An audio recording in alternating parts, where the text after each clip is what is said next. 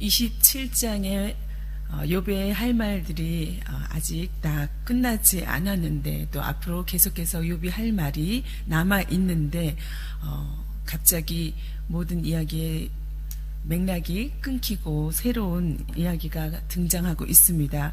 오늘은 28장 2절에서 지혜를 찾는 술레이 씨가 등장하고 있습니다. 지혜를 너무도 사모하고 또 찾고 있는 한 사람의 이야기, 그 이야기가 바로 욥의 입을 통해서 고백되고 있습니다. 욥은 지금까지 지혜로 자신을 충고했던 그 친구들 앞에서 지혜가 어디 있는가, 그 지혜를 찾는 시를 읽고 있는 것입니다. 시는 보물을 찾아 나선 사람 이야기로 시작하고 있습니다. 우리가 알고 있는 각종 보석은 어디로부터 나왔을까? 사람들은 놀랍게도 그 출처를 잘 알고 있습니다. 땅 속에 온갖 보물들이 가득합니다. 은이 나는 광산이 있고 또 금을 재련하는 곳도 있습니다. 또 신기하게도 돌에는 청옥이라는 것이 섞여 있고 또 사파이어가 있는 것이죠. 또 돌가루에는 금이라는 것이 섞여 있습니다. 또 철은 흙에서 우리가 캐어낼 수가 있고 구리는 광석을 녹여서 얻게 되는 것입니다. 이렇게 사람들은 광석들을, 보물들을 땅속으로부터 우리가 알지 못한 저 깊은 곳으로부터 찾아서 발견해서 끌어내는 그런 놀라운 능력이 있습니다. 광부들은 이 보석들을, 보물들을 찾기 위해서 땅속 깊은 곳으로 내려가서 그 캄캄한 구석구석에서 광석들을 찾아내는 그런 놀라운 능력을 가지고 있습니다. 땅 위에서는 또 이런 음식들이 우리에게 먹거리를 주는 것들이 자라지만 땅속은 같은 땅인데도 불, 즉 용암으로 가득 차고 있음을 우리는 알고 있습니다. 그런데 이런 보화들, 땅속에 있는 것들을 찾는 것은 쉽지 않은 일입니다. 하늘을 날면서 이 땅을 내려다보고 있는 매나, 아주 매서운 눈을 갖고 있는 솔개도 그들이 아무리 놀라운 눈을 갖고 있어도 땅 속에 있는 그 보물들을 찾아내는 능력은 갖고 있지 못합니다. 용맹한 짐승도 사자도 그곳을 밟아본 적이 한 번도 없습니다. 그런데도 사람들은 놀랍게도 그 보물들을 눈으로 발견하고 또 그것을 이런저런 어려운 난관을 극복하고도 결국은 밝은 곳으로 찾아 끌어내는 그런 능력을 가지고 있습니다. 사람들의 이 놀라운 능력과 활동들은 흡사 하나님과 비슷합니다. 하나님하고도 비교될 만큼 그 놀라운 능력을 우리가 보게 되는 것입니다. 오늘날도 우리가 사람들의 능력이 참 대단하다라고 느끼는 부분들이 있습니다.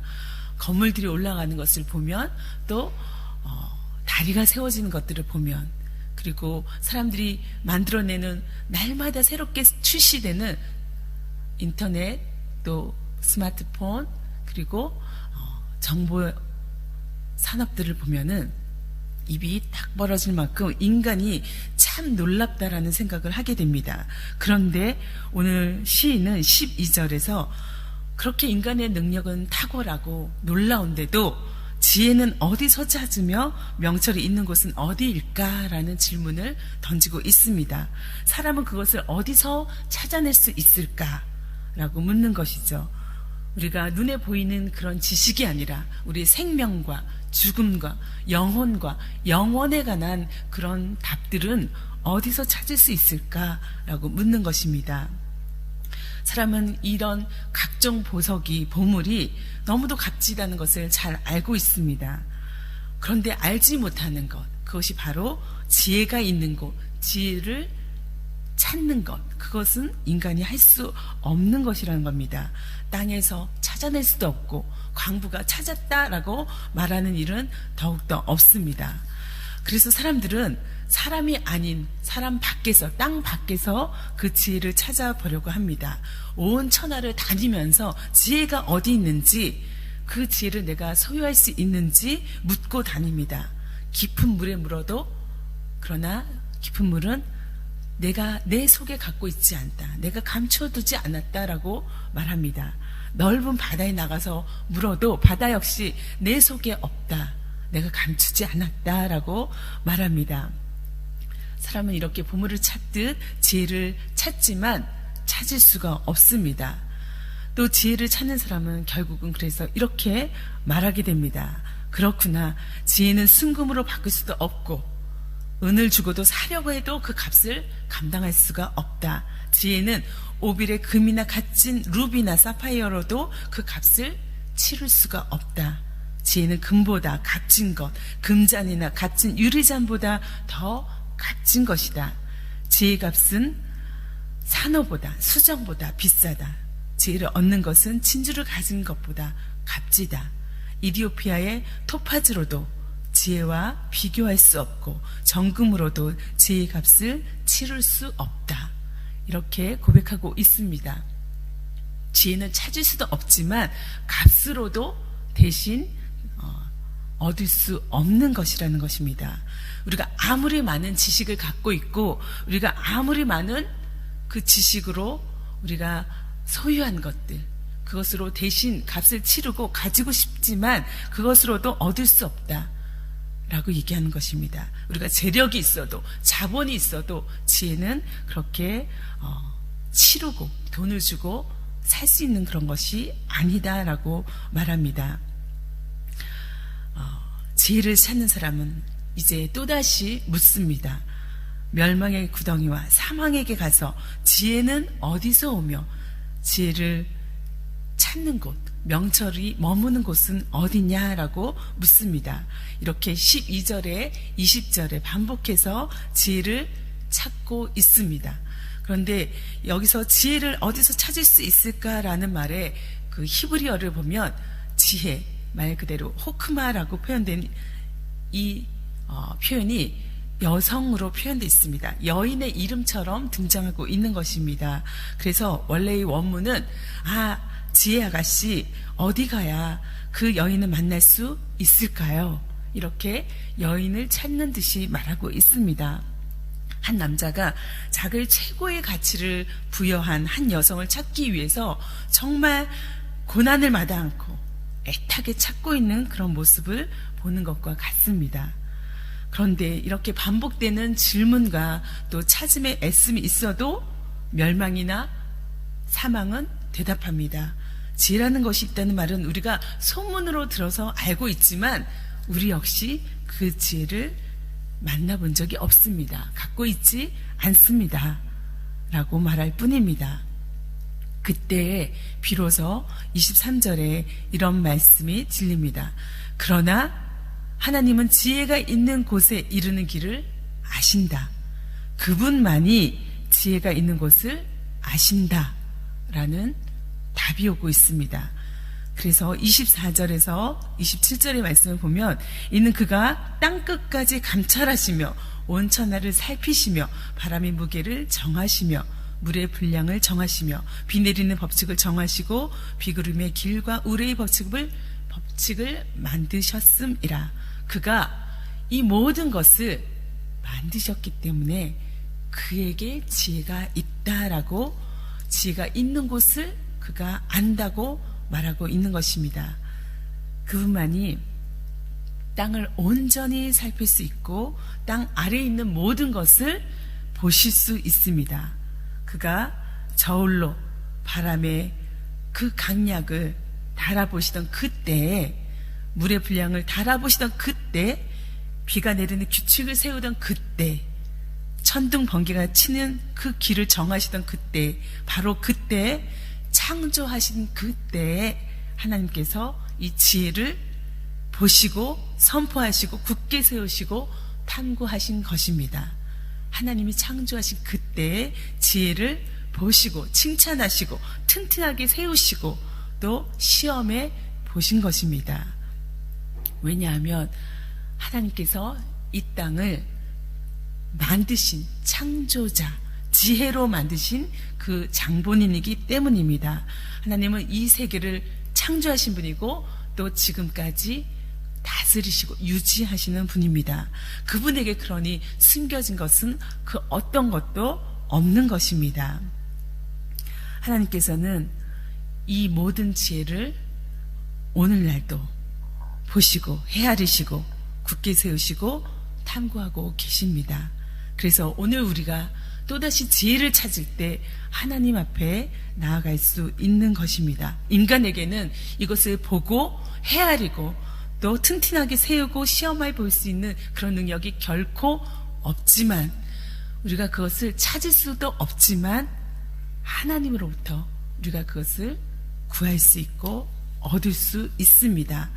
이 소리가 끝나자마자 하나님께서 간단하게 또 명확하게 이 말씀을 맺고 있습니다. 주를 경외하는 것이 지혜요, 악을 떠나는 것, 악으로부터 멀리하는 것, 그것이 바로 명철이다 라고 28장 28절 말씀을 마치고 있습니다. 사람은 지혜를 찾을 수도 또 대가를 주고 살 수도 없는 그런 존재지만, 여기서 하나님은 우리 인간이 지혜를 경험할 수는 있다라고 말하고 있습니다. 우리가 지혜를 소유할 수 없지만 내 것으로 만들 수 있는 유일한 방법은 하나님을 경외하는 것, 하나님을 존경하고 공경하고 두려워하는 것, 거기로부터 지혜가 바로 우리 안에 들어온다는 것입니다. 또 그것과 동시에 악을 떠나는 것, 악을 멀리하는 것, 그것이 지혜로 나아가는 길이라고 이야기하고 있습니다. 인간은 자신의 한계를 온전히 인정하고 하나님을 대신 높이고 인정할 때 그 지혜를 경험할 수 있습니다. 우리가 하나님을 만나고 하나님과 그 안에서 친밀한 교제 가운데로 들어갈 때, 그때 비로소 이것이 지혜구나, 이것이 하늘의 지혜구나 라고 우리가 깨닫고 그 지혜를 사용할 수 있다는 것입니다. 이렇게 욥기 28장은 욥이 지금까지 친구들과의 씨름하는 가운데 지혜에 대해서 말하고 있었지만, 그 지혜의 참 주인이신, 그리고 그 지혜를 사용하고 계신 하나님께로 그의 모든 방향을 다시 한번 돌리게 만들고 있습니다. 더불어서 오늘 이 욥기 28장의 말씀은 욥기 첫 부분 1장 1절로 우리를 안내하고 있습니다. 1장 1절의 말씀을 보면 이렇게 기록되어 있었습니다. 우스라는 곳에 욥이라는 사람이 살고 있었다. 그는 흠이 없고 정직하였으며 하나님을 경외하고 악을 멀리하는 사람이었다. 하나님을 경외하고 악을 멀리하는 사람이었다. 그 사람, 바로 하나님을 경외하고 악을 멀리한 사람, 그 사람이 참 지혜자다라는 것입니다. 욥이라는 사람, 바로 나는 하나님을 경외하고 악을 멀리하는 바로 나는 참 지혜자이다. 왜냐? 하나님과 함께 있으니, 하나님과 교제하고 있으니, 하나님을 여전히 붙들고 있으니, 내가 아무리 고난 중에 있고 내가 이해할 수 없는 이런 상황 속에서 정말 몸부림치는 그런 순간순간을 지금 살고 있지만, 내가 고난 가운데서도 결코 하나님을 떠날 수 없는 것은, 하나님을 저버릴 수 없는 것은 그 지혜자가 나를 창조하셨고 지금도 나를 붙드시고 유지하신다는 믿음 때문인 것입니다. 오늘 우리의 삶 가운데, 특히 고난 가운데 하나님의 정말 간절한 도움을 바랄 때, 하나님께서 제발 어떻게 좀 해주셨으면 좋겠다라고 바라고 있을 때, 우리에게 필요한 것은 하나님을 인정하는 것, 하나님을 경외하는 것, 하나님을 높이고 두려워하는 것, 그 믿음일 것입니다. 그리고 악과 짝하지 아니하고 악으로부터 온전히 돌아서는 것, 그것이 바로 저와 여러분에게 요청되는 믿음인 것입니다.